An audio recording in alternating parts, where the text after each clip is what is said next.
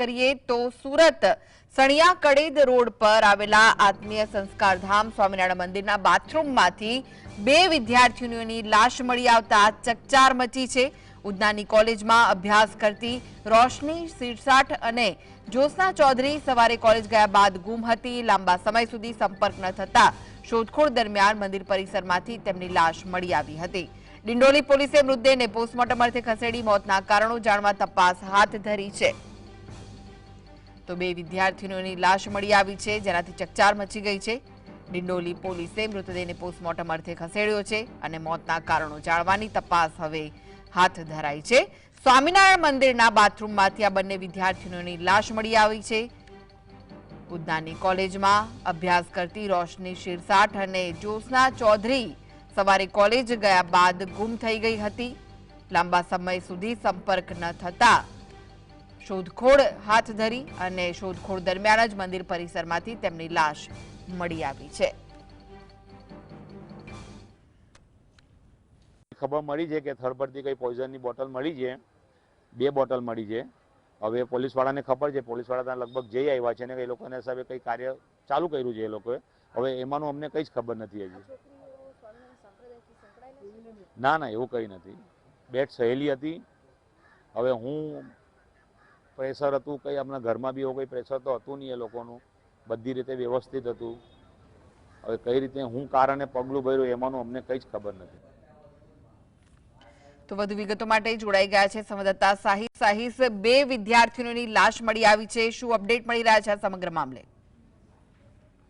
બિલકુલ સમગ્ર ઘટના જે છે તે ડિંડોલી વિસ્તારમાંથી સામે આવી રહી છે। ડિંડોલી વિસ્તારમાં આવેલા જે આત્મીય સંસ્કારધામ સ્વામિનારાયણ મંદિર નો બનાવ જે છે તે સામે આવી રહ્યો છે। જે બે વિદ્યાર્થીનીઓ હતી તે ઘરેથી કોલેજ જવા માટે નીકળી હતી અને કોલેજથી ઘરે જે છે તે પરત ન ફરી હતી અને ત્યારબાદ ઘરના જે સભ્યો લોકો દ્વારા તાત્કાલિક જે પોલીસને પણ જાણ કરવામાં આવી હતી અને જે વિદ્યાર્થીની હતા તેમને ફોન કરવામાં આવ્યા હતા, પરંતુ કોઈ પણ પ્રકારે ફોન પર તેમને જવાબ ન આપવામાં આવ્યો હતો। ઘરના જે સભ્યો હતા તેમને કઈ શંકા જતા તાત્કાલિક ધોરણે ડિંડોલી પોલીસ સ્ટેશનને જાણ કરવામાં આવી હતી। ડિંડોલી પોલીસ સ્ટેશનની ટીમ દ્વારા તપાસ જે છે તે શરૂ કરવામાં આવી હતી। ઉધના સિટીઝન કોલેજની અંદર બે જે વિદ્યાર્થીની હતી તે અભ્યાસ કરી રહી હતી અને તે કોલેજથી નીકળ્યા બાદ ઘરે ન પરત ફરી હતી। સમગ્ર ઘટનાને જોતા ડિંડોલી પોલીસ દ્વારા મોબાઈલનું લોકેશન જે છે તે કરાવવામાં આવ્યું હતું અને તે લોકેશન સ્વામિનારાયણ મંદિરની પાસેનું આવ્યું હતું। પરિવારજનો અને પોલીસની ટીમ ત્યાં પહોંચી હતી ત્યારે જે વિદ્યાર્થીની હતી તેમની ગાડી જે છે તે મંદિર પરિસર નજીકથી મળી આવી હતી અને તાત્કાલિક ધોરણે ડિંડોલી પોલીસ દ્વારા મંદિરની અંદર સંપૂર્ણપણે સર્ચ કરવામાં આવ્યું હતું અને સર્ચ કર્યા બાદ બાથરૂમની અંદરથી બંને મૃતદેહ હાલતમાં મળી આવ્યા હતા। એટલે જ્યારે ડિંડોલી પોલીસે તપાસ શરૂ કરવામાં આવી હતી ત્યારે સ્થળ પરથી જે દવાની બોટલો અને ઇન્જેક્શન જે છે તે મળી આવ્યા હોવાની પણ વાત સામે આવી રહી છે। હાલ તો ડિંડોલી પોલીસ દ્વારા અકસ્માત મોતનો ગુનો નોંધી વધુ તપાસ શરૂ કરવામાં આવી છે। શા માટે આ રીતના પગલું ભર્યું હતું તેની પણ ઊંડાણપૂર્વકની તપાસ જે છે તે કરવામાં આવી રહી છે, પરંતુ હાલ અત્યારે જે સીસીટીવી પણ સામે આવ્યા છે, જે બે વિદ્યાર્થીની હતી તે મંદિર પરિસરની અંદર જઈ રહી છે અને ત્યારબાદ બાથરૂમની અંદર પણ જતે નજરે પડી રહી છે। એટલે જે દવાની બોટલો હતી તે દવાની બોટલ ક્યાંથી લાવવામાં આવી હતી, ઇન્જેક્શન ક્યાંથી લાવવામાં આવ્યું હતું, તેની તમામ પ્રકારની તપાસ જે છે તે હવે ડિંડોલી પોલીસે શરૂ કરી છે। જી સાહેબ, સ્વામિનારાયણ મંદિરના બાથરૂમમાંથી આ બંને વિદ્યાર્થીઓની લાશ મળી છે, ત્યારે જે મંદિરના સત્તાધીશો છે તેમનું શું કહેવું છે આ સમગ્ર મામલે? તેમની સાથે વાત થઈ છે? બિલકુલ અત્યારે મંદિરના જે ટ્રસ્ટીઓ છે કે સત્તાધીશો છે તેમનું કોઈ પણ પ્રકારે નિવેદન નથી સામે આવ્યું, પરંતુ જે મંદિર છે તે પ્રવાસીઓ માટે પણ ખુલ્લું મૂકવામાં આવતું હોય છે। લોકો ત્યાં દર્શન કરવા માટે પણ આવતા હોય છે અને ખાસ કરીને હરવા ફરવા માટે પણ ત્યાં આવતા હોય છે। ત્યારે આજે બે વિદ્યાર્થીની હતી કોલેજથી સીધા ત્યાં મંદિરની અંદર ગયા હતા। મંદિરમાં જવા બાદ ગાડી જે છે તે મંદિરની બહાર પાર્ક કરી હતી અને ત્યારબાદ મંદિરના બાથરૂમના અંદર આ પગલું જે છે તે ભર્યું હતું।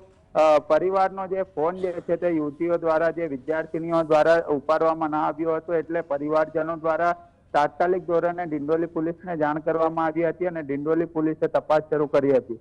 સમગ્ર બાબતને જોતા જે બનાવ સામે આવ્યો છે ત્યારે મંદિરના જે ટ્રસ્ટીઓ છે કે આગેવાનો છે તેમનો કોઈ પણ પ્રકારે અત્યારે નિવેદન મીડિયા સમક્ષ સામે નથી આવ્યું। પરંતુ 1:30 વાગ્યા દરમિયાન સુરત પોલીસના જે એસીપી છે ડિંડોલી પોલીસ સ્ટેશનના, તેમના દ્વારા મીડિયાને પણ બ્રીફ કરવામાં આવશે અને મીડિયા ની અંદર કઈ રીતનું નિવેદન સામે આવે છે તે પોલીસનું હવે જોવાનું રહેશે. પરંતુ જે મૃતદેહ બંનેના મળી આવ્યા છે તેને લઈને એક પરિવારની અંદર પણ એક શોકનો માહોલ જોવા મળી ગયો. જી, બંનેના જે મૃતદેહ છે તેને પોસ્ટમોર્ટમ અર્થે ખસેડવામાં આવે છે, તો ક્યાં સુધી રિપોર્ટ આવી શકે છે અને હવે આગળની શું તપાસ રહેશે પોલીસની? બિલકુલથી જે રીતના મૃતદેહ મળી આવ્યા છે ત્યારે તેમને સિવિલ હોસ્પિટલ ખાતે ખસેડવામાં આવ્યા હતા અને હાલ જે પીએમનો રિપોર્ટની રાહ જોવાઈ રહી છે કે જે ઝેરી બોટલ હતી તે લેવામાં આવી હતી, કઈ રીતની દવા લેવામાં આવી હતી, તે તમામ પ્રકારની તપાસ જે છે તે કરવામાં આવી રહી છે. પરંતુ રિપોર્ટની રાહ પરિવાર પણ જોઈ રહ્યું છે, પોલીસ પણ રાહ જોઈ રહ્યું છે. સાથે જ હાલ તો પોલીસ દ્વારા સીસીટીવીના આધારે તપાસ શરૂ કરવામાં આવી છે અને હાલ જે અકસ્માત મોતનો ગુનો છે તે નોંધવામાં આવ્યો છે. રિપોર્ટ જે છે તે કેટલાક સમયમાં આવે છે તે હવે સિવિલના જે સત્તાધીશી છે તે જણાવશે. જી, આભાર સાહિદ સમગ્ર માહિતી આપવા માટે.